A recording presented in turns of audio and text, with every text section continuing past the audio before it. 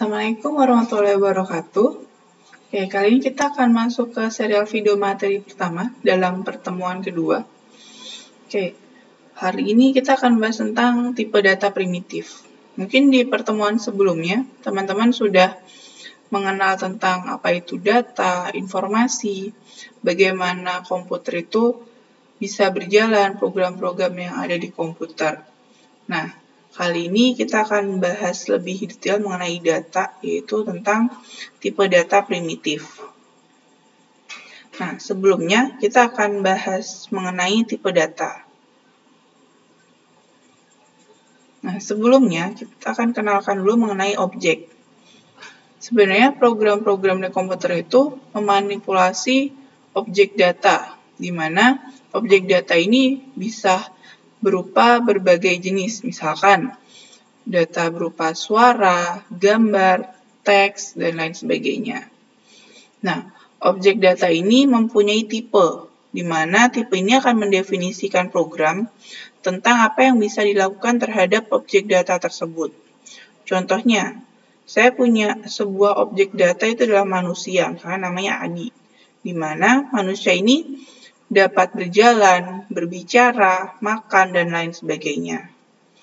Kemudian saya juga punya objek data lain, misalkan sebuah bilangan, contohnya angka 5, di mana bilangan ini dapat ditambah, dikurang, dibagi, dan lain sebagainya. Nah, tipe inilah yang mendefinisikan apa saja yang bisa dilakukan objek data tersebut. Nah, untuk jenis objek data itu ada dua jenis, yaitu objek skalar dan objek non-skalar. Objek skalar yaitu objek tunggal yang tidak dapat dipecah. Jadi, contohnya, tadi saya punya manusia namanya Adi, itu saja. Atau bilangan angka 5. Nah, kalau untuk objek non-skalar, itu adalah objek yang mempunyai struktur internal yang dapat diakses. Jadi, dia terdiri dari beberapa objek. Contohnya, saya punya daftar nama. Isinya ada beberapa nama-nama manusia. Atau saya punya deret bilangan, di mana dia terdiri dari beberapa bilangan. Nah, karena tadi objek mempunyai tipe yang mendefinisikan data itu sendiri, maka ada yang disebut dengan tipe data.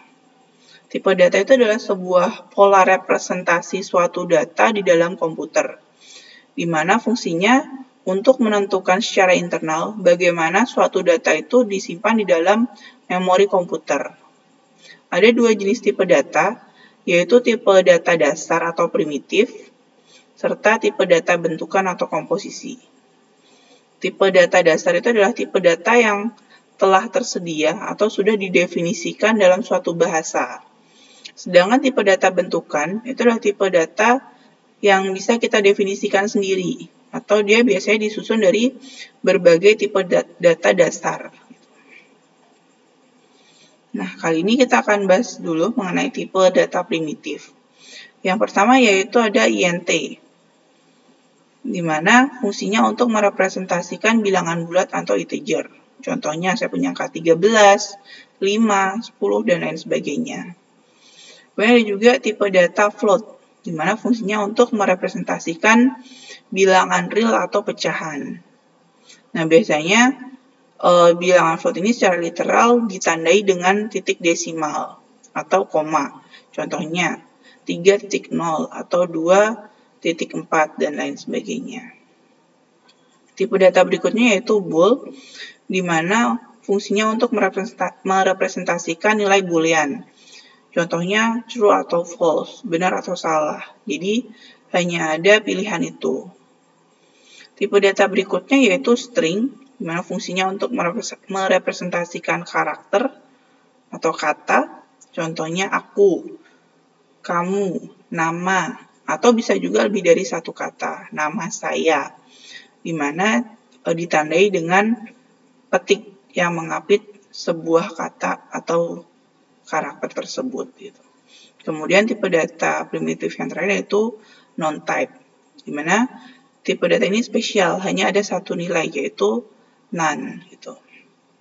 Nah, itu adalah beberapa tipe data primitif yang sudah ada dalam bahasa pemrograman Python.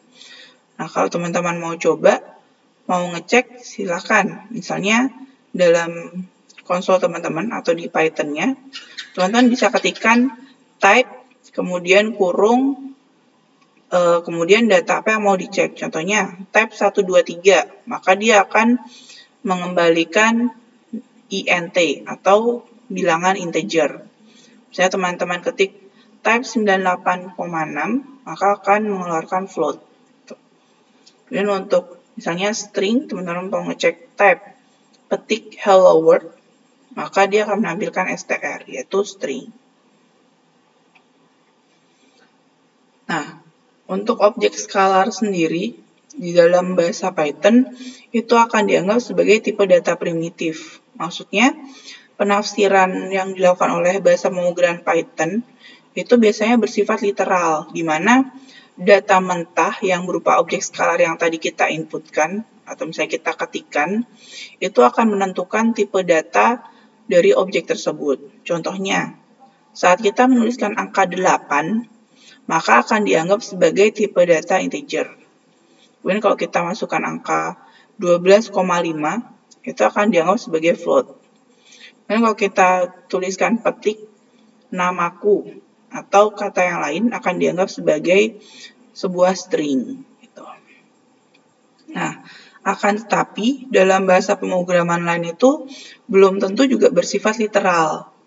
Jadi, kita harus mendefinisikan dulu objek data ini, tipe datanya itu apa, gitu. Contohnya, dalam bahasa pemrograman C, C++, C#, Java, dan lain sebagainya. Kita harus tahu dulu, tipe data dari data yang akan kita inputkan itu bentuknya apa, jenisnya apa, gitu.